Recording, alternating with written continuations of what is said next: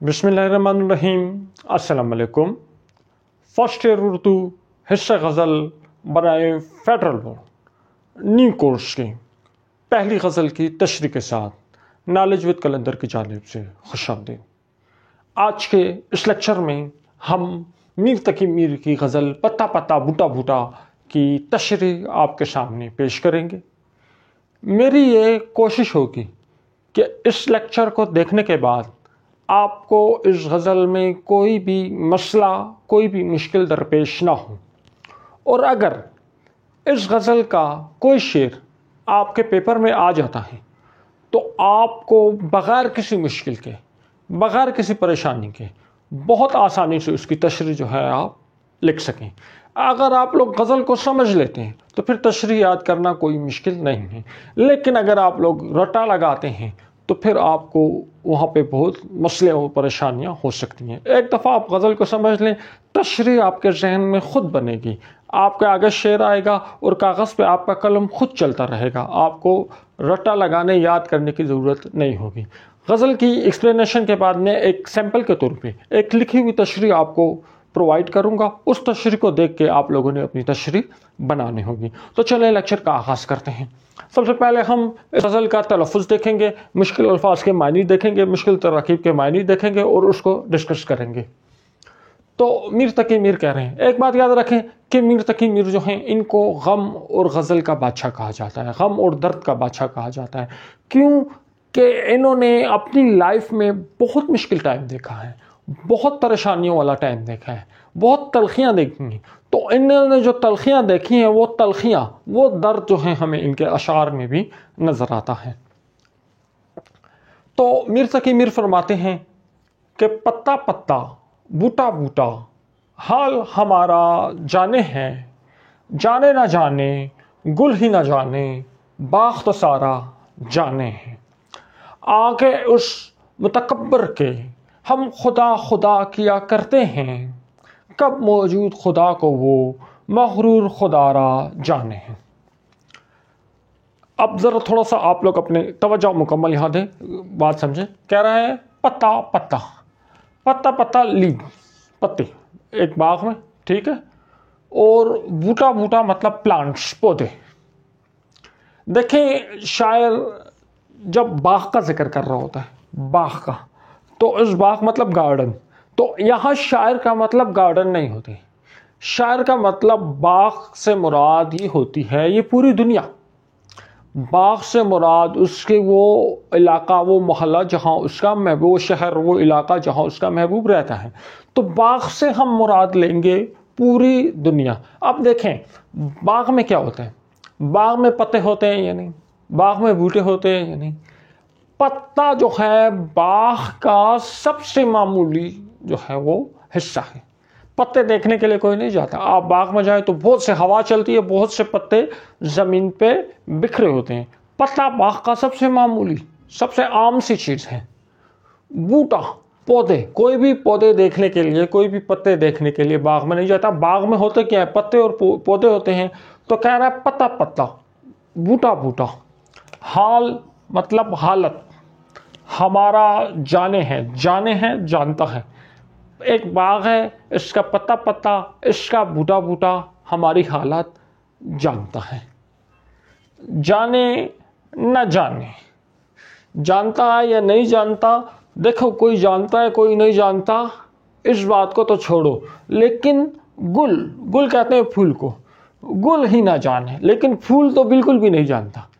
اس باغ میں پتا پتا بوٹا بوٹا ہمارا حال جانتا ہے، لیکن جو گل ہے، جو پھول ہے، وہی ہمارا حال نہیں جانتا۔ کوئی بھی باغ میں جاتا ہے، پتے دیکھنے نہیں جاتا، بوٹے دیکھنے نہیں جاتا، پھول دیکھنے کے لیے جاتا ہے، اور پھول کو میری حالت پتہ نہیں۔ اب یہاں پھول سے مراد ہے شاعر کا محبوب۔ شاعر کہہ رہا ہے کہ میرے محبوب جو ہے اس نے مجھے، میرے ساتھ بے وفائی کی ہے، مجھے زخم دیے ہیں، مجھے درد دیا ہے۔ محبوب کی بے وفائی سے، محبوب کے فراق میں تڑپ رہا ہوں، میری حالت خراب ہو گئی ہے۔ پتا پتا بوٹا بوٹا یعنی ہر شخص اس میرے شہر میں جتنے لوگ ہیں سب مجھے جانتے ہیں کہ یہ شخص جو ہے محبوب کی محبت میں، محبوب کے فراق میں بالکل دنیا سے فارغ ہو چکا ہے، اپنے ہوش و حواس کھو چکا ہے، اس کی حالت بہت بری ہو چکی ہے۔ لیکن سب کو میری حالت پتہ ہے، لیکن اگر کسی کو پتہ نہیں ہے تو میرا محبوب ہے، میرا محبوب ہے، اس کو میری حالت پتہ نہیں ہے۔ باغ تو سارا جانے ہیں، اس باغ میں جتنے بھی ہیں، اس دنیا میں جتنے بھی لوگ ہیں، ان سب کو میری حالت پتہ ہے، ان سب کو میری حالت نظر آ رہی ہے۔ وہ مجھے دیکھتے ہیں تو وہ مجھے کہتے ہیں یہ عشق کا بیمار ہے، یہ عشق میں اپنی ذات فنا کر چکا ہے، یہ عشق کے اس مرتبے پہ پہنچ چکا ہے جہاں پہ جو عاشق ہے اس کو اپنی ذات کی کچھ سمجھ نہیں ہوتی، اس کے ذہن میں، اس کی سوچ میں صرف اس کا محبوب ہوتا ہے۔ تو سب تو اس حالت کو جانتے ہیں، لیکن جو میرا محبوب ہے، جس کی خاطر میری حالت ہوئی ہے، وہی میرے حال کو، وہی میری اس حالت کو نہیں جانتا ہے۔ یہاں اس شعر کا ایک یہ مطلب بھی ہے کہ جب ہمیں کوئی تکلیف ہوتی ہے تو جو ہمارے قریبی ہوتے ہیں، جو ہمارے قریبی ہوتے ہیں، جنہوں نے ہمارا درد محسوس کرنا ہوتا ہے، ان کو ہمارے درد کا پتہ نہیں ہوتا، اور باقی اور لوگ جو ہیں، دور پار کے لوگ ہیں، ان کو ہماری تکلیف مصیبت کا علم ہوتا ہے۔ تو شاعر کہہ رہا ہے میں اپنے محبوب کے غم میں اتنا تڑپ رہا ہوں، سب کو پتہ ہے، لیکن جس کے غم میں تڑپ رہا ہوں اس کو ہی میری حالت کا پتہ نہیں ہے کہ اس کی وجہ سے میری یہ حالت ہوئی ہے۔ آگے مطلب سامنے، فرنٹ میں، اس متکبر کہتے ہیں تکبر کرنے والا، اپنے آپ کو کچھ سمجھنے والا۔ دیکھیں محبوب خوبصورت ہوتا ہے، میرا محبوب اپنی خوبصورتی کی وجہ سے اپنے آپ کو کچھ سمجھنے لگا ہے کہ بھئی میں تو خوبصورت ہوں، میرے آگے پیچھے سب لوگ پھرتے ہیں تو میں بہت خوبصورت ہوں، تو میں اپنے آپ کو کچھ بہت اونچی چیز سمجھنے لگ گیا ہوں۔ آگے اس متکبر کے ہم خدا کیا کرتے ہیں۔ خدا کرنا کسی شخص کی حالت کو دیکھ کے اللہ کو یاد کر لینا، اللہ سے اپنے گناہوں کی توبہ کر لینا۔ کوئی ایک گناہگار کو ہم دیکھ لیتے ہیں تو اس کے گناہوں کو دیکھ کے ہمیں خدا یاد آ جاتے ہیں، ہم اللہ کو یاد کرنے لگتے ہیں، ہم اپنے گناہوں کی معافی مانگنے لگتے ہیں، وہ اتنا گناہگار ہوتا ہے۔ ٹھیک ہے، خدا کرنا کے بہت سے معنی آتے ہیں، تو خدا کا مطلب ہوتا ہے گر گرانا، اللہ کو یاد کرنا، اپنے گناہوں کی معافی مانگنا۔ یعنی آگے اس متکبر کے، تو تکبر تو مجھ میں بھی تکبر ہے، لیکن جب میرا سامنا کیا جاتا ہے میرے محبوب سے تو اس کے تکبر کو دیکھنے کے بعد میں اللہ کو یاد کرنے لگتا ہوں، اللہ سے اپنے گناہوں کی معافی مانگنے لگتا ہوں۔ کب موجود خدا کو یعنی جو اللہ تعالیٰ جو موجود ہے، اللہ کا وجود، اللہ کے ہونے کی جو نشانیاں ہیں اس کائنات میں، وہ غرور کرنے والا۔ ٹھیک ہے، شاعر نے متکبر اور مغرور لفظ اپنے محبوب کے لیے استعمال کیے ہیں۔ خود آرا خود پسند، اپنے آپ کو کوئی اپنی ذات کو ہی کوئی انجمن سمجھنے والا جانے ہیں۔ کب موجود خدا کو، وہ مغرور خود آرا جانے ہیں، تو وہ تکبر میں اتنا آگے چلا گیا ہے کہ وہ اللہ تعالیٰ کی ذات کو ہی ماننے سے انکار کر رہا ہے، وہ اپنے آپ کو ہی سب کچھ سمجھ رہا ہے۔ دیکھیں، کوئی حسن دیا ہے، کوئی طاقت دی ہے، کوئی اختیار دیا ہے تو کس نے دیا ہے؟ اللہ نے دیا۔ دیکھیں، اس دنیا میں جس بندے کے پاس اختیار آ جاتا ہے، طاقت آ جاتی ہے، پھر وہ اللہ کو بھول جاتا ہے، وہ لوگوں پر ظلم کرنا شروع کر دیتا ہے، حالانکہ اس کو پتہ نہیں ہوتا یہ طاقت، یہ اختیار اللہ نے دیا ہے، اللہ کسی بھی وقت یہ واپس لے سکتے ہیں۔ ٹھیک ہے، تو کب موجود خدا کو، وہ مغرور خدا را جانے، وہ تو خدا کو جانتا ہی نہیں ہے، خدا کو بھول چکا ہے۔ تو اس کے شاعر کہہ رہا ہے میرا جو محبوب ہے وہ انتہائی خوبصورت ہے، اور اس خوبصورتی کی وجہ سے وہ غرور اور تکبر میں مبتلا ہو چکا ہے، اور اس کا غرور اور تکبر اتنا زیادہ ہے وہ مجھے لفٹ ہی نہیں کراتا۔ تو اس کا غرور اور تکبر اتنا زیادہ ہے کہ اس کو دیکھنے کے بعد مجھے اللہ یاد آ جاتا ہے۔ میں خود بھی ایک متکبر بندہ ہوں، لیکن میں اللہ سے اپنے گناہوں کی معافی مانگنے لگتا ہوں کہ اس کا تکبر اتنا زیادہ ہے، اور وہ اللہ کی ذات سے ہی، اللہ کی نشانیوں سے ہی انکاری ہو گیا ہے۔ اب ان اشعار کی ایک لکھی ہوئی آسان سیمپل تشریح آپ کو میں دکھاتا ہوں کہ اگر پیپر میں شعر میرے سامنے آ جائے تو میں کیسی تشریح لکھوں گا اس کی۔ تو ایک سمپل سی تشریح لکھی ہوئی آپ کو دکھاتے ہیں، اس کے بعد اگلے اشعار کی طرف جاتے ہیں۔ پتا پتا بوٹا بوٹا حال ہمارا جانے ہیں، جانے نہ جانے گل ہی نہ جانے باغ تو سارا جانے ہیں۔ اس شعر میں شاعر محبوب کے فراق میں اپنی حالت کا ذکر کر رہا ہے کہ اس کی یہ حالت اس کے گرد و نواح کی ہر چیز تو جانتی ہیں، لیکن اس کا محبوب اس کی کیفیت سے ناآشنا ہے۔ یہ شعر شاعر کے جذبات کی شدت اور محبوب کی بے رخی کا عمدہ اظہار ہے۔ شاعر فطرت کی چھوٹی چھوٹی چیزوں کا ذکر کرتے ہوئے کہتا ہے کہ اس کی زندگی کی حالت، اس کی محبت کا درد اور اس کے جذبات کا حال درخت کے ہر پتے اور پودے کو معلوم ہے۔ یہ مبالغہ آرائی دراصل اس بات کی طرف اشارہ کرتی ہے کہ شاعر کی حالت اتنی ظاہر اور واضح ہے کہ ہر شخص اس سے واقف ہے، جبکہ شاعر پھول اپنے محبوب کے لیے بطور استعارہ استعمال کرتے ہوئے محبوب کی بے حسی کا ذکر کرتا ہے کہ اس کا محبوب جس کی وجہ سے شاعر کی یہ حالت ہوئی ہے وہی اس کے حال سے ناواقف ہے۔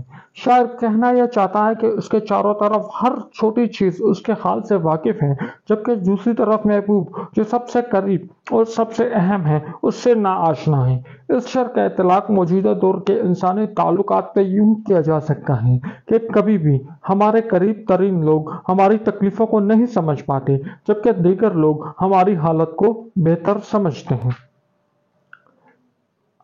آگے اس متکبر کے ہم خدا خدا کیا کرتے ہیں، کب موجود خدا کو وہ مغرور خدا را جانے ہیں۔ اس شعر میں شاعر اپنے محبوب کو ایک ایسے متکبر اور خود پسند انسان کے طور پر پیش کرتا ہے جو اپنے غرور میں خدا کی موجودگی سے بے خبر ہے۔ شاعر کے مطابق اس کا محبوب اپنے حسن کے غرور میں اس قدر مبتلا ہے کہ اسے خدا کی موجودگی اور اس کی عظمت کا احساس نہیں رہا۔ وہ ہر وقت اپنے حسن میں محو رہتا ہے، اپنے سوا اسے کچھ دکھائی نہیں دیتا۔ وہ اپنی خود پسندی میں گم ہو کر خدا کے جاہ و جلال کو نظر انداز کر چکا ہے۔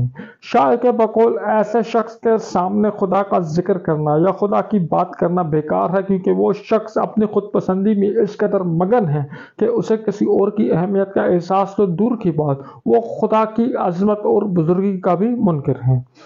شاعر کے نزدیک اس کا محبوب اتنا متکبر ہے کہ اس کے تکبر کو دیکھ کر ہم ڈرتے رہتے ہیں اور توبہ کرتے ہیں کہ کہیں ہم خود بھی ایسی گمراہی میں نہ پڑ جائیں۔ میر اس شعر میں انسان کی خود پسندی کو موضوع بناتے ہوئے یہ پیغام دیتے ہیں کہ غرور اور تکبر انسان کو خدا کی معرفت سے دور کر دیتا ہے۔ خدا کی معرفت اور اس کی عظمت کو پہچاننے کے لیے ضروری ہے کہ تکبر کو ترک کر دیں اور عاجزی اختیار کریں۔ عاشق سا تو سادہ کوئی اور نہ ہوگا دنیا میں، جی کے ضیاء کو عشق میں اس نے اپنا وارا جانے ہے۔ چارہ گری بیماری دل کی رسم شہر حسن نہیں، چارہ گری بیماری دل کی رسم شہر حسن نہیں، ورنہ دلبر ناداں بھی اس درد کا چارہ جانے ہے۔ عاشق عشق کرنے والا، کسی کے عشق میں، کسی کی محبت میں فنا ہو جانے والا۔ عاشق سا تو سادہ مطلب سمپل سمجھنا، جس میں کوئی چالاکی، جس میں کوئی عیاری، جس میں کوئی مکاری نہیں ہے، بالکل سادگی ہے۔ ٹھیک ہے، دیکھیں سادہ مزاج آپ یوں سمجھ لیں، سادہ کہ ایک سادہ سا بندہ، میں آپ کو یوں بتا دیتا ہوں، ایک بندہ ہے، آپ اس کو کہیں کہ جاؤ اور کھڑکی سے نیچے کود جاؤ، تمہارا محبوب خوش ہو جائے گا۔ تو سمجھدار بندہ ہوگا وہ کہے گا میں کیوں کودوں کھڑکی سے، میں تو دکھ جاؤں گا۔ لیکن سادہ سا بندہ ہوگا، جب اس کو کوئی کہے گا کہ جاؤ کھڑکی سے نیچے کود جاؤ تمہارا محبوب خوش ہوگا، تو وہ سوچے گا بھی نہیں کہ کودنے سے مجھے چوٹ آ جائے گی، وہ فوراً کھڑکی سے جا کے کود جائے گا۔ تو اتنا سادہ کہتے ہیں۔ ٹھیک ہے، مثال دی ہے۔ عاشق سا سادہ کوئی اور نہ ہوگا دنیا میں، تو اس دنیا میں اگر سادہ مزاج لوگوں کی فہرست بنائیں تو اس میں عاشق جو ہیں وہ سب سے اوپر ہوں گے، کیونکہ اور جتنے سادہ مزاج لوگ ہیں وہ کسی نہ کسی لمحے اپنے بارے میں، اپنی ذات کے بارے میں سوچ لیتے ہیں۔ عاشق اتنا سادہ ہوتا ہے کہ وہ اپنے ذات کو، اپنے تاوان کو، اپنے نقصان کو سوچتا ہی نہیں۔ جی کے ضیاء، جی کے اپنی جان، ضیاء مطلب ضائع ہو جانا۔ جی کے ضیاء کا ایک مطلب تو یہ ہے کہ اپنی جان کا نقصان ہو جانا۔ جی کے ضیاء کا مطلب ہے اپنی جان کا قتل ہو جانا، اپنی جان کا فنا ہو جانا۔ جی کے ضیاء کا یہ مطلب بھی لے سکتے ہیں اپنا کوئی نقصان ہو جانا، جیسے کھڑکی سے کود مارے گا تو اس کی جان تو ضائع نہیں ہوگی۔ جی کا ضیاء مطلب جان کا ضائع ہو جانا، تو جان تو ضائع نہیں ہوگی لیکن اس کا کوئی نقصان ہو جائے گا، تو اپنا کوڑا نقصان کر دینا، ہم یہ مطلب لے لیتے ہیں عشق میں، عشق محبوب کی یاد میں تڑپنے میں، تے جان کے ضائع ہو جانے کو محبوب کی یاد میں تڑپنے میں اس نے اپنا وارا کہتے ہیں بینیفٹ، فائدہ، اپنا وارا جانے ہیں، یعنی میری جان محبوب کی یاد میں محبوب کو خوش کرنے میں میری جان ضائع ہو جاتی ہے، میری جان چل جاتی ہے، مجھے نقصان ہو جاتا ہے، مجھے کوئی تکلیف آ جاتی ہے، وہ کہتا ہے اس میں مجھے فائدہ ہے۔ یہ زخم جو مجھے مل رہے ہیں میرے محبوب کی محبت میں مل رہے ہیں، تو ان زخموں میں میرے لیے ایک لطف ہے۔ تو کہہ رہا ہے اتنا سادہ بندہ جو ہے، عاشق سے سادہ بندہ جو ہے اس دنیا میں اور کوئی موجود نہیں ہے۔ اس کا ہم ایک عشق حقیقی سے بھی مطلب لے سکتے ہیں کہ ایک بندے کو جب اپنے پروردگار سے عشق ہو جاتا ہے۔ یہ تو عشق مزاجی میں ہم نے بات کی ہے، عشق حقیقی میں دیکھیں ایک بندے کو اپنے پروردگار سے عشق ہو جاتا ہے، پھر وہ پروردگار کی محبت میں آگ میں کود جاتا ہے، وہ پرواہ نہیں کرتا۔ پھر وہ الگ بات ہے کہ آگ گلزار بن جاتی ہے، لیکن اس کو آگ میں کود جانا کتنی بڑی بات ہے۔ لیکن پروردگار کا عشق ہے، عشق حقیقی ہے، تو وہ آگ میں بھی کود جائے گا کہ چلو میرا رب راضی ہو رہا ہے اس سے تو وہ کر لے گا۔ اپنے بیٹے کو بھی اپنے بیٹے کی گردن پہ چھری پھیرنے کے لیے تیار ہو جائے گا کہ میرا رب اس سے راضی ہو رہا ہے۔ تو یہ بات ہے کہ عاشق سے سادہ جو ہے اس دنیا میں کوئی نہیں ہے، ٹھیک ہے۔ چارہ گری کہتے ہیں علاج کرنا، چارہ گری کہتے ہیں علاج کرنا، تیمہ داری کرنا، ٹھیک ہو گیا۔ زخم آ جائے تو اس زخم کی ٹریٹمنٹ کرنے کو ہم چارہ گری کہتے ہیں۔ بیماری ہے دل کی بیماری، ہارٹ ڈیزیز۔ اب یہاں وہ ہارٹ ڈیزیز وہ والی ہارٹ ڈیزیز نہیں ہے جس میں ہارٹ کے وال بند ہو جاتے ہیں یا کچھ اور ہمیں کروانی ہوتی ہے، سرجری کروانی ہوتی ہے۔ بیماری ہے دل مطلب کہ میرا دل ہر وقت میرے محبوب کے بارے میں سوچتا رہتا ہے، میرا دل عشق کے مرض میں گرفتار ہو گیا ہے، ہر وقت اس دل کے اندر صرف محبوب کی یاد بستی ہے اور کچھ بھی نہیں بستی، محبوب کا ہی سوچتا رہتا ہے۔ حالانکہ سوچتے تو دماغ ہے لیکن دل سوچنے لگتا ہے۔ عشق میں پھر دماغ کام نہیں کرتا، دل کام کرتا ہے، ٹھیک ہے۔ تو اس کو کہتے ہیں بیماری ہے دل۔ تو کہہ رہے ہیں اس بیماری، دل کی بیماری کا علاج کیا ہے؟ رسم شہر حسن مطلب ایک ایسا شہر جہاں سارے حسین لوگ رہتے ہیں، جہاں سارے خوبصورت لوگ رہتے ہیں، اس کو شہر حسن کہیں گے۔ تو یہاں ہم شہر حسن سے مراد لے لیں گے کیونکہ اس کا شاعر کا جو محبوب ہے وہ بہت حسین ہے، تو اور لوگوں کے تو محبوب بھی ہوں گے نا، وہ بھی حسین ہوں گے، تو سارے محبوب مل گئے تو یہ کیا ہو گیا؟ ایک شہر حسن بن گیا۔ تو شہر حسن رسم کہتے ہیں کوئی علاقائی رواج، علاقائی تہوار، علاقائی طریقہ تہوار۔ تو کہہ رہے ہیں بیماری دل کا علاج کرنا حسن کے شہر والوں کا شیوا نہیں ہے، ان کا طریقہ نہیں ہے۔ اب بیماری دل کے شاعر جو ہے، عاشق جو ہے، اپنے محبوب کی یاد میں تڑپ رہا ہے، اس کا علاج کیا ہے کہ محبوب اپنا دیدار اس کو نصیب کرا دے، محبوب اس کی محبت کا جواب محبت سے دے تو اس کے دل کا علاج ہو جائے گا، چارہ گری ہو جائے گی۔ تو یہ شعر حسن میں جو ہے اس چیز کا رواج ہی نہیں ہے۔ جتنے بھی محبوب ہوتے ہیں وہ متکبر ہوتے ہیں، وہ خود آرا ہوتے ہیں، وہ مغرور ہوتے ہیں، تو وہ پھر کیا کرتے ہیں؟ اپنے عاشقوں کو لفٹ نہیں کراتے، ورنہ ٹھیک ہے، ورنہ دلبر مطلب میرا محبوب، دلبر نادا سادہ سا، تو میرا سادہ سا محبوب ہے، میں تڑپ رہا ہوں اس کو پتہ ہی نہیں ہے یار، میں مر رہا ہوں اس کو میری فکر ہی نہیں ہے۔ ایسے محبوب کو تو بس مٹی پاؤ، لیکن کیا کریں، ورنہ دلبر نادا بھی اس درد کا درد کا علاج جانے ہیں۔ تو میرا جو سادہ سا محبوب ہے، میرا جو انجان سا بے خبر سا محبوب ہے، اس کو بھی پتا ہے کہ یہ بندہ جو تڑپ رہا ہے اس کا علاج کیا ہے، میں اس کی محبت کا جواب محبت سے دے دوں تو اس کی جو ہے تکالیف پریشانیاں دور ہو جائیں گی۔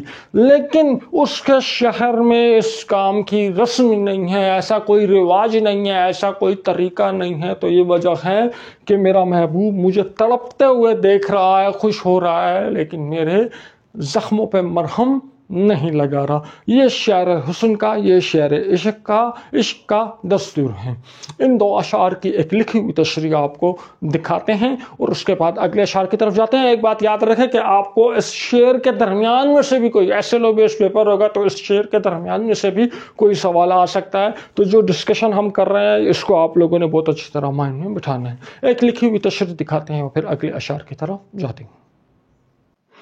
عاشق سا تو سادہ کوئی اور نہ ہوگا دنیا میں، جی کے ضیاء کو عشق میں رسنی اپنا وارا جانے ہیں۔ اس شعر میں شاعر نے عاشق کی معصومیت کو موضوع بنایا ہے، جو اپنا سب کچھ قربان کر کے بھی خوش رہتا ہے۔ عاشق کے لیے عشق میں اپنا سب کچھ قربان کر دینا کسی اعزاز سے کم نہیں، اسی لیے وہ اپنی سب سے قیمتی متاع یعنی جان قربان کرنے کے لیے بھی تیار رہتا ہے۔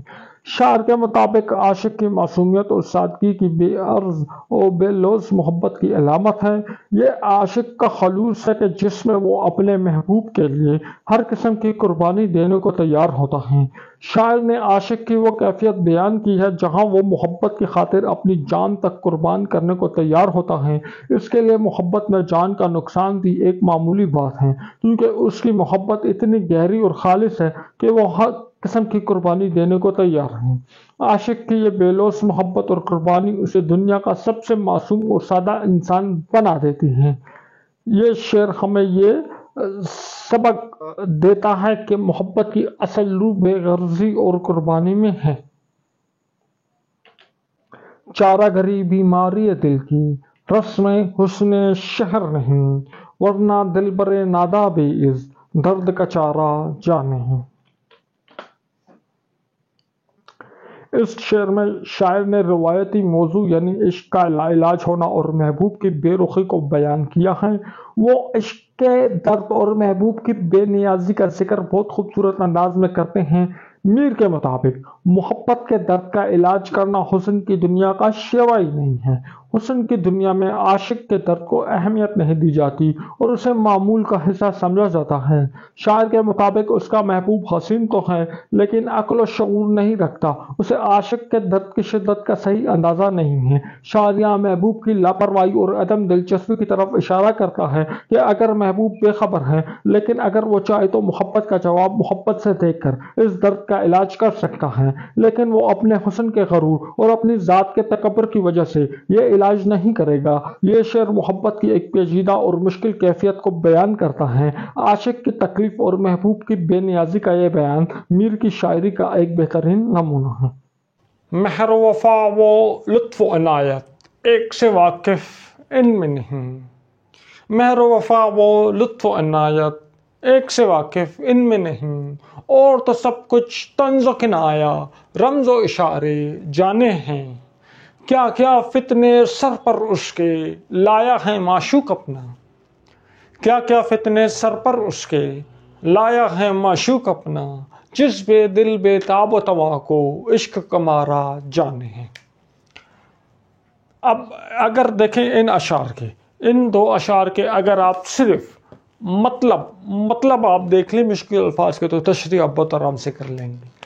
مہر کہتے ہیں ہم محبت کو، وفا کہتے ہیں وفاداری کو، ساتھ نبھانے کو، اچھے برے وقتوں میں اس کے ساتھ رہنے کو۔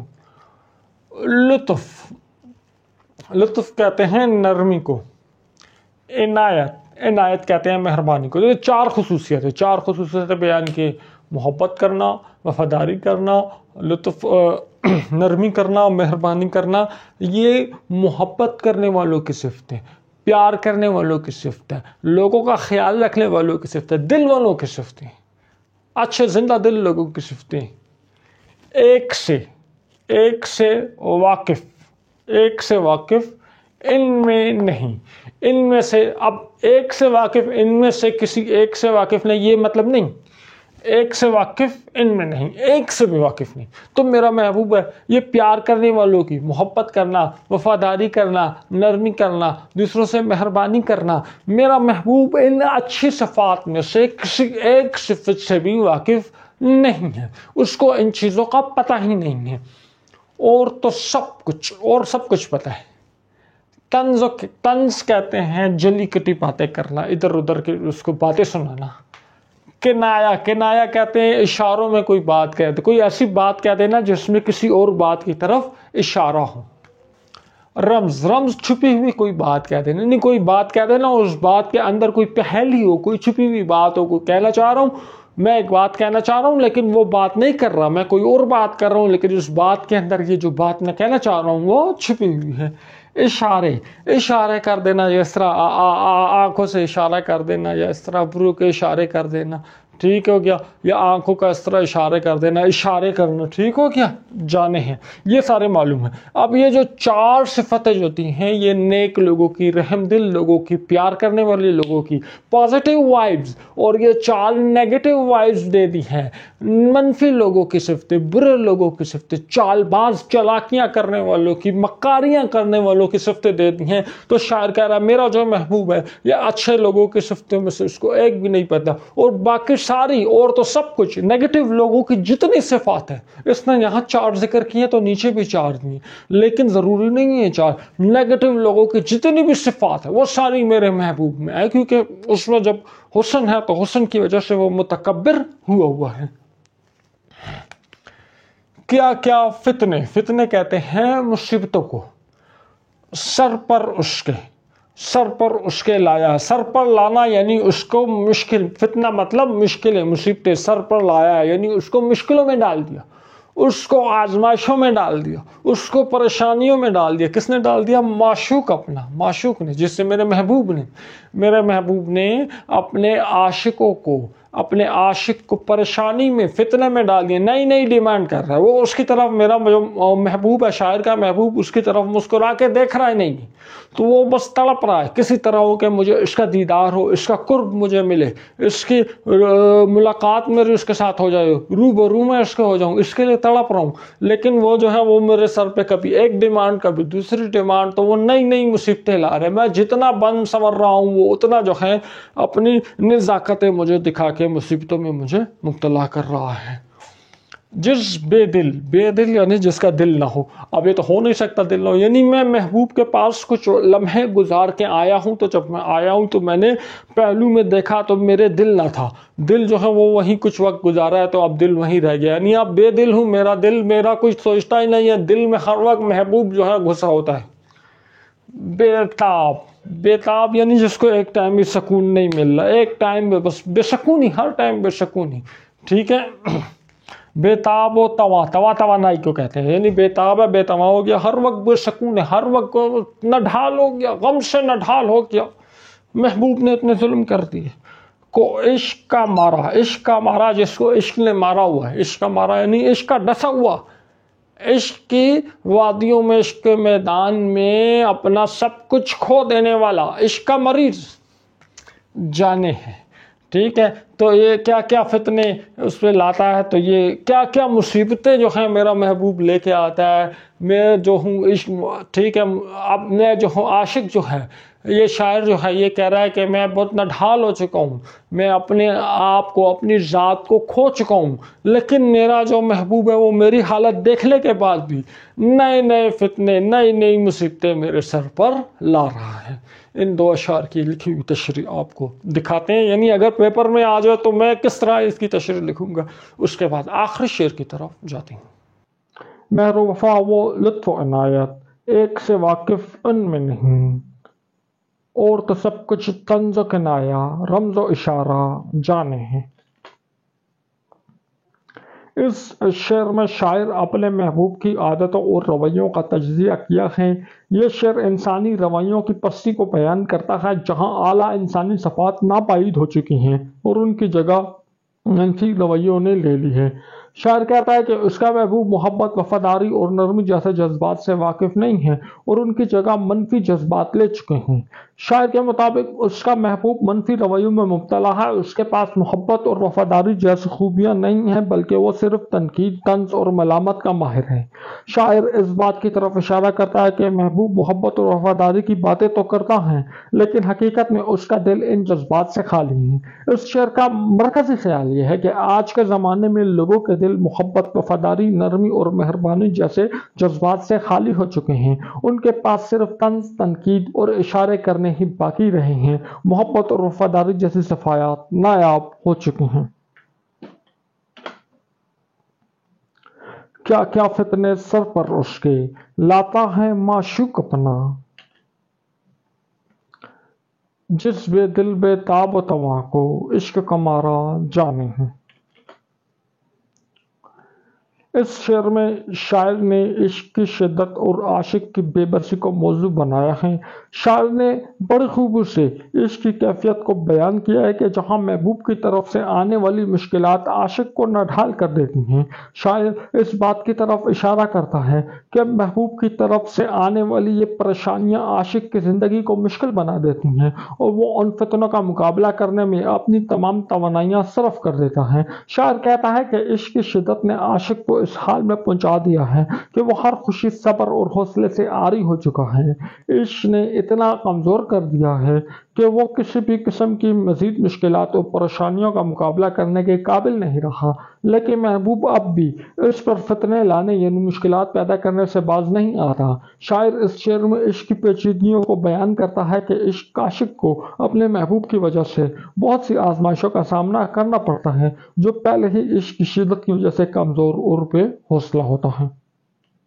تشنہ خوں ہے اپنا کتنا میر بھی نادا تلخی کش، تشنہ خوں ہے اپنا کتنا میر بھی نادا تلخی کش، دمدار آب تیغ کو اس کے آب گوارا جانے ہیں۔ کوئی مشکل نہیں ہے، شعر کو دیکھ کے ڈر رہے ہو، ڈرنا نہیں ہے۔ تشنا کہتے ہیں ٹریسٹی پیاسے کو، تشنہ خون خون کا پیاسا، خون کا پیاسا یعنی جب ایک بندہ کسی کی موت چاہتا ہے، کسی کو قتل کرنا چاہتا ہے تو کہتے ہیں کسی کے خون کا پیاسا ہو گیا، یعنی تشنہ خون ہو گیا، یعنی کسی کو جان لینے کی خواہش رکھنے والا۔ تشنہ خون ہے اپنا اپنے خون کا پیاسا ہو گیا۔ میر بھی، اب میر تقی میر نے یہاں پہ اپنا وہ جو تخلص ہے استعمال کیا، تشنہ خون ہے اپنا کتنا میر بھی کتنا اپنے خون کا پیاسا ہو گیا۔ میر بھی ناداں، سادہ سا، بے سمجھ۔ تلخی کش مطلب تلخیاں برداشت کرنے والا، غم برداشت کرنے والا، مصائب کو، مشکلات کو برداشت کرنے والا۔ تو کہہ رہا ہے مشکلیں برداشت کرنے والا میر اتنا سادہ ہے کہ وہ تشنہ خون ہے اپنے خون کا پیاسا ہو گیا، اپنی جان اس راستے پر چل رہا ہے جس میں اس کی اپنی جان قربان ہو جائے گی، یعنی اپنی جان کی پرواہ نہیں کر رہا۔ دمدار، اب یہاں دیکھو دمدار کہتے ہیں ایک ایسی تلوار کو، دیکھو جب عید والے دن کسائی کے پاس چاقو ہوتے تو وہ چاقو کو گوشت کاٹنے کے لیے تو گوشت سے کاٹتا نہیں، پہلے اس کو ایک پتھر کے اوپر رگڑ کے اس کو دمدار کرتا ہے۔ تو ایک ایسی تلوار جو بہت شارپ اور بہت تیز ہو، اس کو ہم کہیں گے دمدار۔ آب پانی کو کہتے ہیں، تیغ تلوار کو کہتے ہیں۔ دمدار آب تیغ، تلوار کا پانی، تلوار سے بہنے والا پانی۔ تلوار سے کون سا پانی بہتا ہے؟ خون بہتا ہے۔